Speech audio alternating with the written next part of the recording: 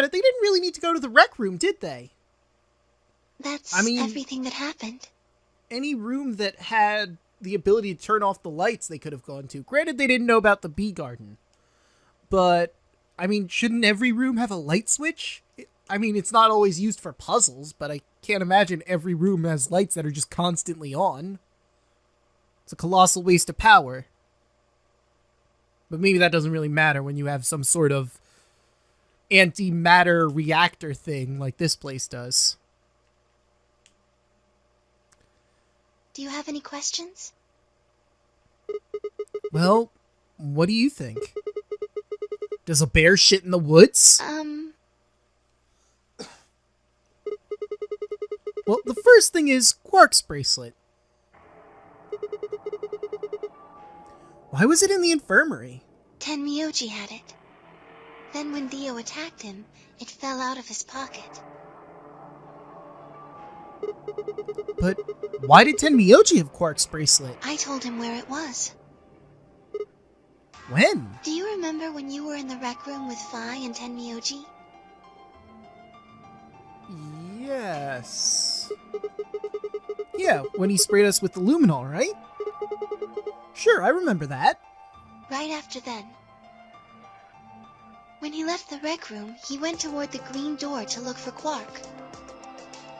I ran into him at the end of the hallway, where the 3 doors and the switch are. That was when I told him. Look, Tenmyoji. The center door is unlocked. He took off through it without another word.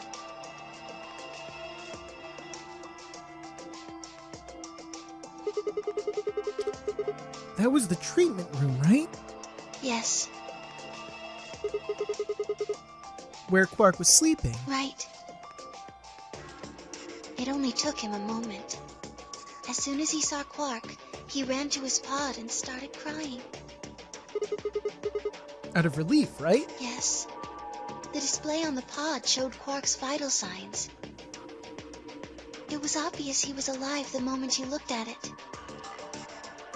Next to the pod was Quark's bracelet. That was how Tenmyoji got it. Why was Quark's bracelet off? I took it off. How? Aluminum foil. What? Excuse? You mean the stuff from the crew quarters? Oh, you found it? Did you know that aluminum foil has electromagnetic shielding properties? What? Here's an exciting fact. Your heart creates a bunch of faint electrical impulses. Anyway, the point is that you can detect the electricity that your heart makes by pumping blood. Your fancy little bracelets pick up on that. They're always watching. Wait, so you're telling me the aluminum foil can block the electromagnetic waves your heart sends out? Yes. All you have to do is wrap it around your bracelet. And the bracelet thinks your heart is stopped? Yes. Holy shit! Was that easy all along? Yeah, holy fuck, we have a loophole, ladies and gents!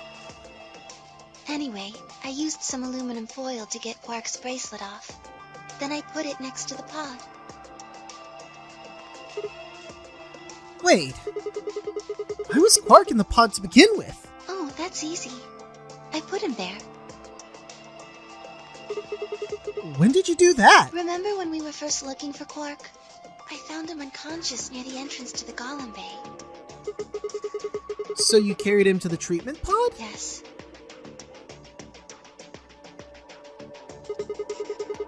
Were you the one who unlocked the treatment center too? No, I was not. I do not have the authority to operate any of this facility's machinery. So, it was Zero Jr.? That's right. He reactivated your body too, right? Man, I don't get any of this. Why the hell did he do that? I guess it wasn't really him that did it, huh? He was just doing what Zero Senior and the old lady told him to do. Everything leads back to them, huh? Of course it does.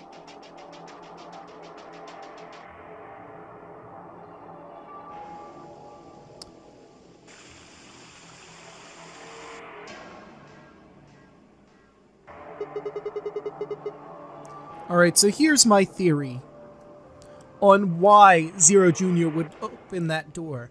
Perhaps Akane and Junpei, because yes, I'm still convinced that the two of them are responsible for this.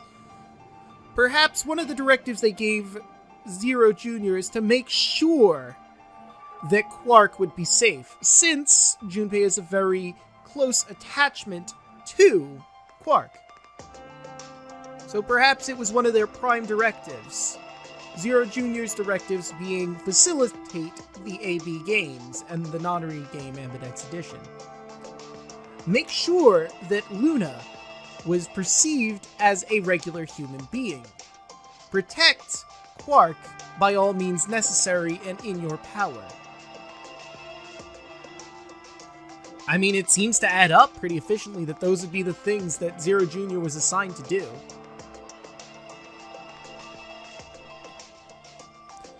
So are you going to tell me? Tell you what? Isn't that obvious? Tell me what this project is.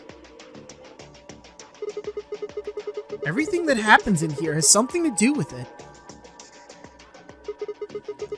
So, why were we brought here? To play the nonary game.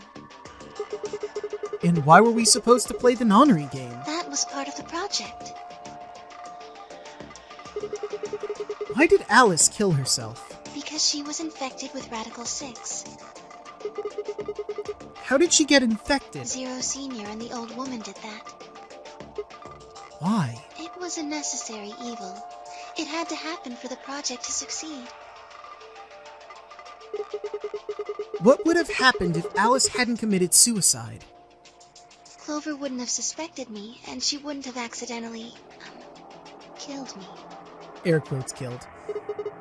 Then what? I wouldn't have collapsed, and Dio wouldn't have found my body. That would have meant the confrontation in the infirmary never took place. In other words, you're saying Clover and Tenmyoji died for this project. Yes. Well, actually, it was the tubocurine that killed them. But they were only injected with it because they're bracelets, and they were only wearing those bracelets because of the nonary game. If the nonary game was part of the project, then that's one more way it killed them. I guess. If you want to look at it that way. Now what about Kay and Dio? Why would they kill each other? Because Dio killed the old woman. He was worried about getting caught, so he tried to kill Kay before he could find out the truth. Then if Dio hadn't killed the old lady, what happened in the rec room would never have taken place, right? Yes. So let me ask you this. Why did Dio kill her? So that he could pose as one of the participants. And why did he do that? To disrupt the project. Then why did you let him kill her? The same reason they did all of this. It was a necessary evil. The project couldn't be allowed to fail.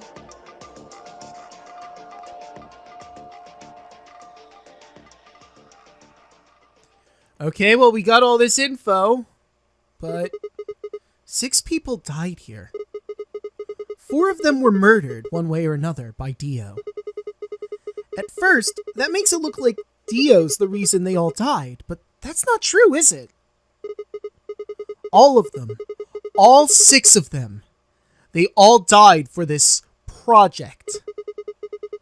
That means the murderer, or I guess I should say murderers, were the old lady and Zero Senior, right?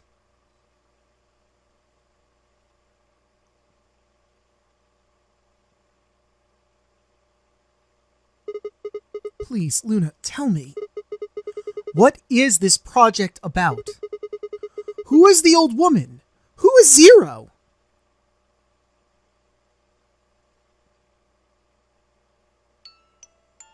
Sigma.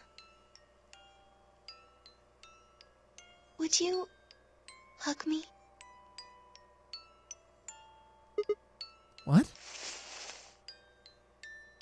Instead of answering, Luna wrapped her arms around me and buried her face in my chest.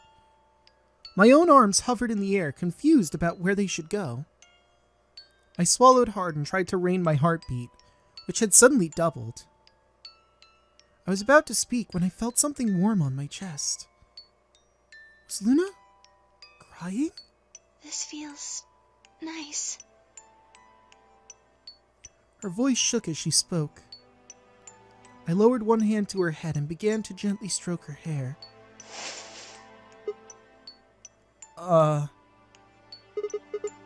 Hey, Luna. What the hell is going on? I'm sorry. My ABT is usually held in place by muscle fiber. But after Clover gave me the tubocurarine... Okay. I get it. Does it scare you? This is what I really look like. I'm a golem. Just a machine. A jumble of metal and plastic that pretends to be real.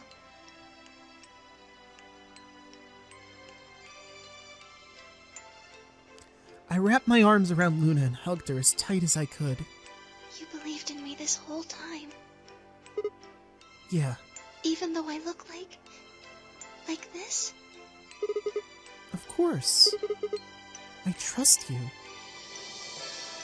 Thank you. Thank you so much. I wish I could stay here forever. You feel so nice. But I think my time is up. What? I've done things I really shouldn't have. Do you remember what you asked me earlier? About if Zero Jr. had reactivated my body? Remember? The truth is, he didn't. I did. I went to the part of the core that controls Zero Jr., and I hacked it. Damn. What? Yes. That was the first thing. The second. Do you know what the second one was? If I had really wanted to, I could have saved Clover and Tenmyoji. Then Kei and Dio probably wouldn't have killed each other. That's not all. I could have stopped Alice from killing herself, and I could have even saved the old woman at the very beginning.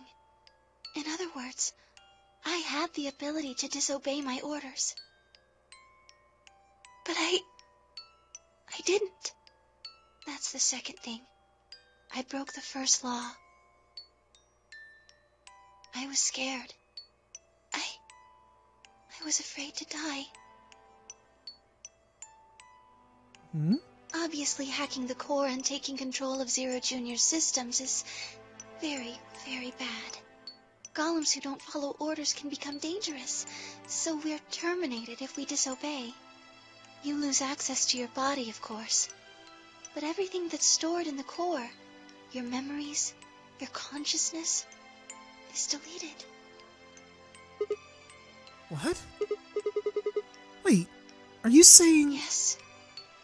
Very soon now I'll be gone. Zero Jr. is probably recovering himself right now. Once he's done, I doubt I'll be around much longer. What? Why? I watched 6 people die and did nothing. I deserve this. No! No, you don't! Even if you had done something, you would have been killed anyway! You can't blame yourself, you did what you could! You're not wrong! This game is what's wrong! Forcing you to watch your friends die is what's wrong! Oh, Sigma. Thank you. I'm really glad I met you. Luna! Luna! It's going to be okay! I'm not gonna let them do this! You're gonna be fine, I promise! I'm sorry. My time's up. At least I get to die in your arms. Luna! Thank you, Sigma. And goodbye, Doctor. Doctor?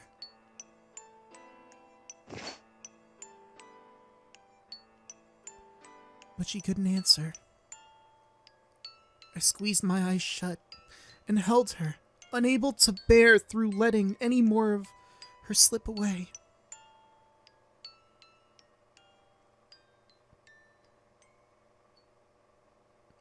With one last quiet chime, the music box wound down. I was left with nothing but silence and a cold pool of tears over my heart.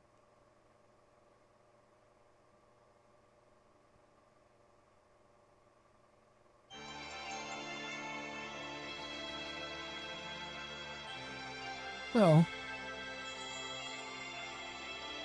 we have a lot more information now.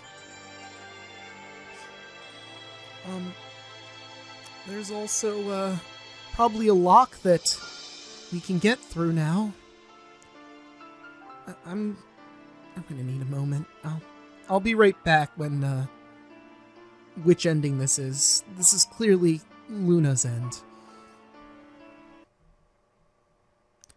Luna's end. Well, 2 more endings to go. I think we're on the way to solving the next one, but that's for next time. Yep. 5 minutes of life. I'll see you then.